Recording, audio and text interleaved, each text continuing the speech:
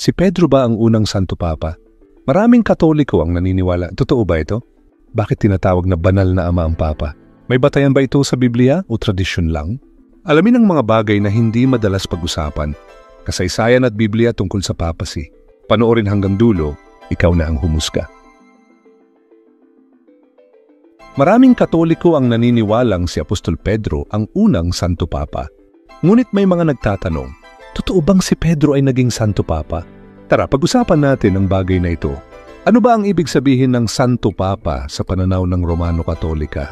Sa Latin, Santo ay banal, Papa ay ama, kaya ang ibig sabihin banal na ama, ayon sa Catechism of the Catholic Church, CCC 882, the Pope, Bishop of Rome and Peter's successor, is the perpetual and visible source and foundation of the unity both of the bishops and of the whole company of the faithful.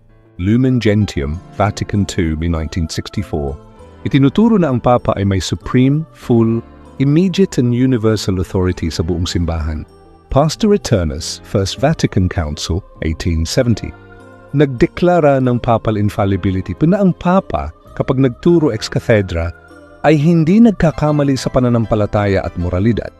Sa madaling sabi, ang Papa ang itinuturing na pinakamataas na leader ng simbahan, may kapangyarihan sa lahat ng Katoliko at sinasabing kahalili ni Apostol Pedro. Ngunit ano nga ba ang sinasabi ng Biblia? May mababasa ba tayo tungkol sa banal na ama na tumutukoy sa tao? Sagot, wala. Ang salitang banal na ama ay ginamit ni Jesus para sa Diyos Ama, John 17:11.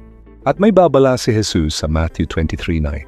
At huwag ninyong tawaging ama sino man sa lupa, sapagkat iisa ang inyong ama, siya na nasa langit. Kaya hindi dapat tawaging banal na ama ang kahit sinong tao, kahit ang Papa.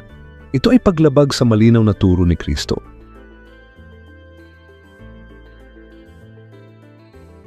Si Pedro ba ay isang Santo Papa ng Romano Katolika at ginawang apostol upang ipangaral ang Ebanghelyo, hindi upang maging Santo Papa? At hindi lang si Pedro ang binigyan ng kapangyarihan ni Jesus. Marami sila, sina Juan, Pablo, Andres, Tomas at iba pa. Walang sinasabi sa Biblia na iisa lang ang taong namumuno sa iglesia. Basahin ang 1 Peter 2:9, Royal Priesthood, plural, hindi singular. Ang salitang apostol ay nangangahulugang nakita si Jesus at sinugo niya mismo. Kaya hindi ito basta-basta titulo na pwedeng ipasa sa iba. Tinuturo ng Romano Katoliko na si Pedro daw ang unang Papa at ang mga sumunod sa kanya ay apostolic successors. Ngunit sa Biblia, wala ni isang talata na nagsasabing si Pedro ay naging obispo ng Roma o Papa.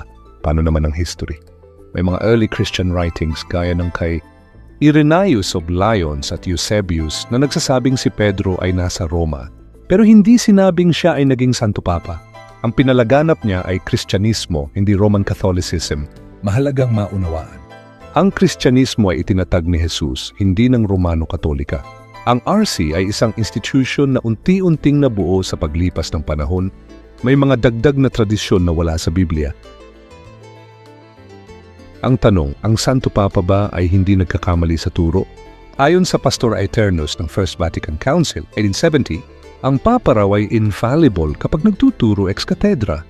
Ibig sabihin, hindi siya nagkakamali sa mga turo tungkol sa pananampalataya at moralidad. Pero ayon sa Biblia, lahat ay nagkasala at hindi nakaabot sa kaluwalhatian ng Diyos. Romans 3:23. Let God be true and every man a liar. Romans 3:4. Iisa lang ang perpekto, ang Diyos. Sa kasaysayan ng Romano Katolika, maraming Santo Papa ang nagkamali. Pope Honorius Puntial nagturo na si Jesus ay may isang will lamang, pero dineklarang heretic ng Third Council of Constantinople. Pope Leo X nagturo ng kaligtasan sa pamamagitan ng indulgences. Pope Innocent III nagsabing darating si Jesus noong 1284. Kaya tanungin natin, kung sila ay infallible, bakit sila nagkamali? Bakit pa nagbabago-bago ang doktrina ng RC Church sa ilang mahahalagang aral? Konklusyon, ang katotohanan ay hindi nakabase sa tradisyon, titulo o posisyon. Si Pedro ay apostol, hindi Santo Papa. At ang titulong banal na ama ay para lamang sa Diyos. Kaya ang tanong, susunod ka ba sa turo ni Kristo o sa aral ng tao? Magsuri, magbasa, magbalik sa Biblia.